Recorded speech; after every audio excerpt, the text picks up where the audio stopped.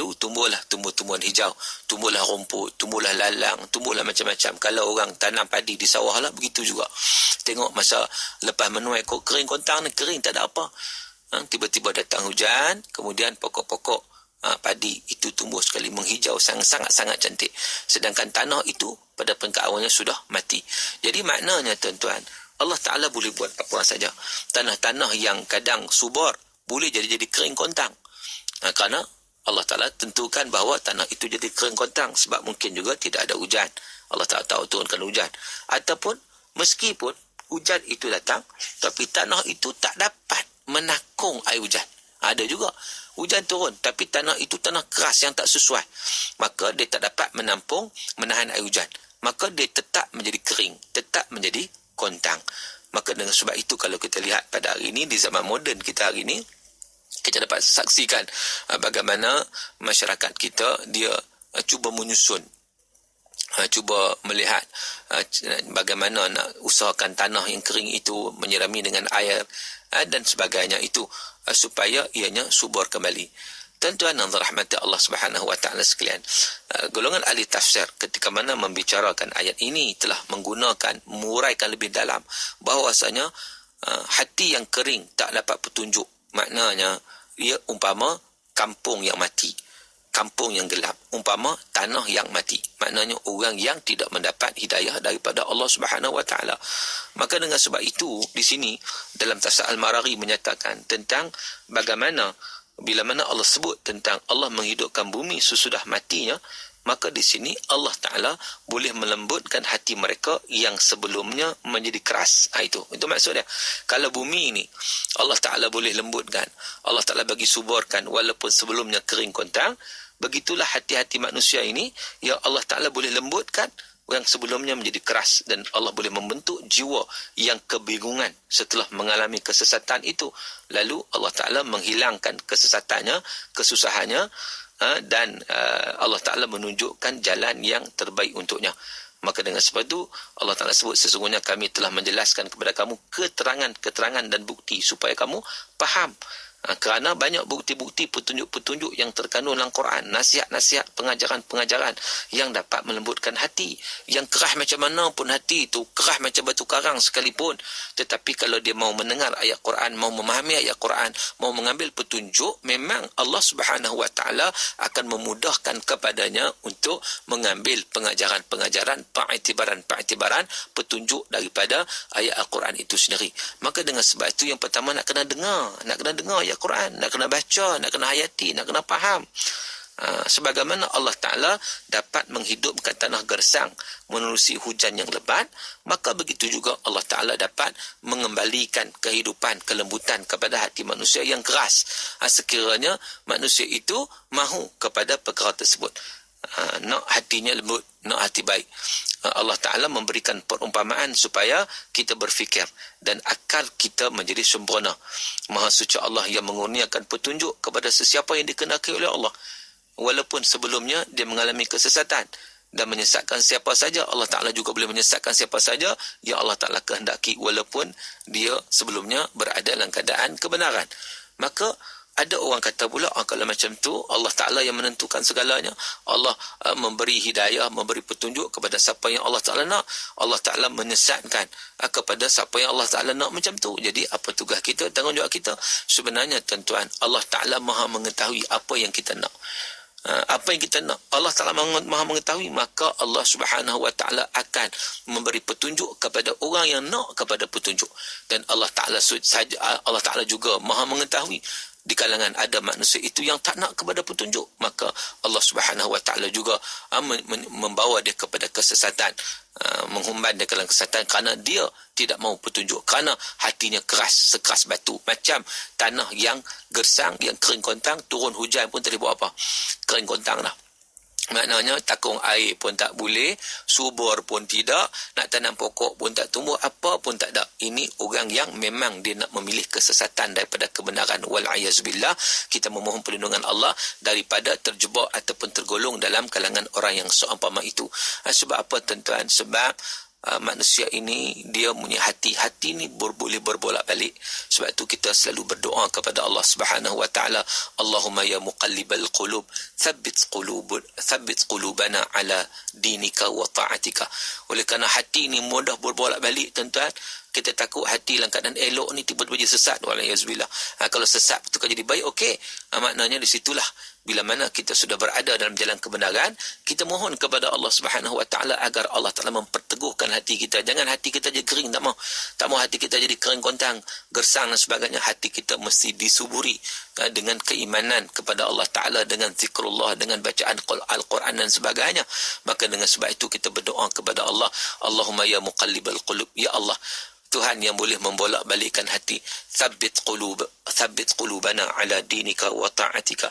Ya Allah, tetapkanlah hati kami di atas agamamu ya Allah, dan juga di atas ketaatan kepadamu. Jadi maknanya kita boleh melaksanakan doa ini dalam kehidupan kita dalam setiap waktu, setiap ketika. Allahumma ya muqallibal qulub thabbit qulubana ala dinika wa ta'atika. Jadi kita hafal doa tersebut dan kita minta kepada Allah untuk hati kita tidak keras, hati kita lembut, hati kita mendapat hidayah Allah Ta'ala, hati yang bila mana baca Quran dia tersentuh hati dia.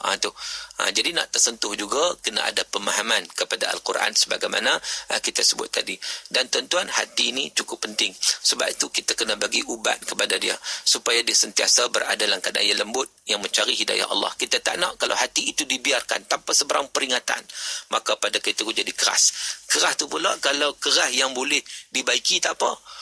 Macam pohon-pohon ataupun macam tanah-tanah yang dia keras, air hujan tak ada, tapi bila diserami hujan dia boleh lembut. Dia akan jadi subur. Kita tak apa. Kita nak hati macam tu. Kalau kadang-kadang bila mana kita tidak dengar Quran lama, kita tak datang kuliah ilmu lama, mungkin pada ketika itu hati kita keras. Lalu kita kena ubah situasi itu kepada mendengar Quran, kepada membaca Quran, kepada datang kuliah-kuliah ilmu, duduk di masjid surau dan sebagainya. Maka pada ketika itu ibarat hati ini disiram balik oleh hujan. Maka pada ketika itu hati ini akan dilembut balik. Kecuali golongan yang memang tak boleh nak buat apa dah. Golongan yang memang nak memilih kesesatan daripada kebenaran. Dia tak mau kebenaran, dia nak pilih sesat. Sebab itu tuan-tuan, dalam hal ini kita perlu memberi baja kepada hati kita supaya hati kita ini sentiasa boleh menerima kebenaran. Hati kita ini sentiasa bersedia untuk khusyuk ketika mana membaca ayat suci Al-Quran. Maka bagaimana kita nak pastikan hati kita seumpama itu? Maka kita perlu memberi ubat kepada dia. Sebagaimana yang disebut oleh Syekh Ibrahim Al-Khawas. Beliau menyatakan bagaimana dawaul qalbi khamsatu asya. Beliau menyatakan ubat bagi hati itu ada 5 perkara. Kita nak bajai hati kita. Beliau yang pertamanya qiraatul Quran bitadabbur. Membaca Al-Quran dengan penuh tadabbur dan juga penghayatan. Itu yang pertama. Itu ubat yang paling mujarab untuk melembutkan hati kita, tuan-tuan. Maka dengan sebab itu di bulan Ramadan yang penuh dengan keberkatan ini, bulan Ramadan yang mulia ini, kita jangan melepaskan peluang untuk kita mendampingkan diri kita dengan Al-Quran. Kita baca Quran, kita tadarus Al-Quran, kita menghayati Al-Quran, kita cuba fahami makna Al-Quran, dan kita akan mengamalkan isi kandungan Al-Quran. Sebab Al-Quran ini bacanya saja pun dapat pahala. Dia dapat melembutkan jiwa, dapat memberi ketenangan kepada jiwa, melembutkan hati. Maka dengan sebab itu yang pertamanya ubat bagi hati qiraatul Quran bitadabbur. Baca Quran dengan penuh penghayatan. Yang kedua khalaul batni, kosong perut, iaitu puasa. Sebagaimana yang kita lakukan sekarang ini, puasa. InsyaAllah bila mana puasa hati kita makin lembut, tuan-tuan, dia dapat menurunkan syahwat kita. Itulah kelebihan orang yang berpuasa. Sebab itu bila mana kita puasa Ramadan, kita dilatih untuk perkara ini, untuk menundukkan nafsu kita, sekaligus dapat memberi kebaikan kepada hati dan jiwa kita. Maka dengan sebab itu latihan yang kita dapat daripada bulan Ramadan jangan terhenti dalam bulan Ramadan saja, tetapi hendaklah kita bawa kepada bulan-bulan yang lain. Lepas Ramadan nanti pun insya-Allah kita akan terus committed, kita akan terus melaksanakan puasa. Apa tidaknya bila mana habis Ramadan datang Syawal, ada puasa 6, kita akan puasa. Begitu seterusnya, puasa-puasa mingguan, puasa Isnin Khamis, puasa bulanan, puasa hari-hari putih 13, 14, 15 setiap bulan Islam, dan juga puasa-puasa yang lain yang kita dapat laksanakan. Itu khalaul batni. Perkara yang kedua dapat melembutkan hati, memberi ubat kepada hati kita. Perkara yang ketiga adalah qiyamul lail. Qiyamul lail. Afdhalus salah ba'da salawat maktubah salatul rajuli fi jawfil lail atau kama qala. Kata Nabi SAW, sebaik-baik salat selepas daripada salat fardu 5 waktu adalah salat seseorang itu ketika mana waktu tengah malam. Jadi bila mana kita melaksanakan qiyamul lail, walaupun salat tarawih itu yang dilakukan itu dia termasuk salat qiyam, dia termasuk qiyamul lail, ketika mana kita salat tarawih itu. Namun begitu tuan-tuan, bila mana kita bangun sahur, jangan lupa paling tidak pun 2 rakaat salat tahajud. Kita salat, kita menghidupkan malam. InsyaAllah kalau kita biasa sebulan dalam bulan Ramadan seumpama itu, maknanya kita jaga betul-betul dari sudut ibadat kita kepada Allah Subhanahu wa taala itu, dan insya-Allah ianya akan memberi kebaikan kepada kita yang mana ia akan melembutkan jiwa dan juga hati kita. Jadi qiyamul lail ni satu perkara yang sangat-sangat penting untuk kita laksanakan. Bila lagi nak buat tuan-tuan, kadang-kadang orang bertangguh. Bila lagi, inilah kesempatan terutama berada dalam bulan Ramadan ni, satu bulan yang sangat-sangat berkat, satu bulan yang kita ada kekuatan. Kalau dulu nak bangun subuh cukup susah, alhamdulillah bulan Ramadan kita boleh bangun sahur lagi, bangun ke 4 pagi, 4:30 pagi, dan dapat solat subuh berjemaah lagi. Maka gunalah kesempatan itu tuan-tuan untuk kita berqiyamul lail, untuk kita menghidupkan malam lagi, tambahan daripada salat tarawih, salat witir dan sebagainya yang dilakukan. Kemudian yang keempatnya at-tadarruk inda sahri, bermunajat kepada Allah, berzikir kepada Allah ketika mana di waktu sahur, di waktu dini hari, di waktu sunyi sepi, kita bangun, kita tunduk pada Allah, kita menangis, mengenangkan dosa, dan juga kita berzikir, mengingati Allah Subhanahu wa taala, kita bermunajat kepada Allah Azza wa Jalla. Maka orang macam ni tuan-tuan, insya-Allah hatinya akan lembut. Bahkan Allah Taala akan mengurniakan kebaikan kepada dia, akan menghindarkan dia daripada kesesatan. Sebab apa? Sebab dia nak kepada perkara tersebut, dia nak kepada hidayah Allah Taala, dia nak kepada petunjuk-petunjuk yang diberikan oleh Allah Azza wa Jalla.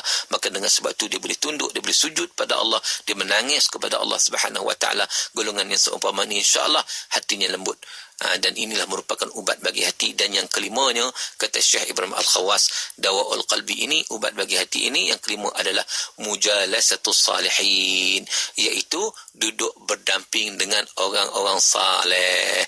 Maknanya duduk dengan orang baik, bergaul dengan orang yang baik, orang yang saleh, orang yang suka baca Quran. Kita pun akan terikut baca Quran, hati kita lembut insya-Allah.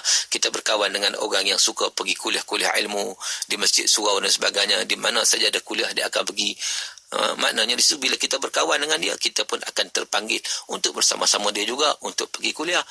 Orang yang suka solat jemaah, jadi kita kawan dengan orang solat jemaah, maka kita pun masa kita digunakan untuk bersolat berjemaah, kita tak akan melepaskan peluang. Maka dengan sebab itu berdamping dengan orang saleh itu sangat-sangat baik, yang dapat membina diri kita, membina kepribadian kita. Maka di situ ianya seterusnya dapat memberi kelembutan, kebaikan, ubat kepada hati kita. Ini yang sangat-sangat penting tuan-tuan, sebab hati itu raja kepada seluruh anggota kita. Kalau rosak dia, habislah semua rosak. Tapi kalau dia baik, maka yang lain pun akan turut menjadi baik insya-Allah. Maka dengan sebab itu tuan-tuan, dapatlah sama-sama kita jaga hati kita. Moga-moga hati kita ini sentiasa berada di bawah peliharaan Allah Subhanahu wa taala, berada di bawah ketaatan kepada Allah Azza wa Jalla. Wallahu a'lam. Aqulu qawli hadha wa astaghfirullahal azim li wa lakum. Wabillahi taufiq wal hidayah. Wassalamu alaikum warahmatullahi wabarakatuh.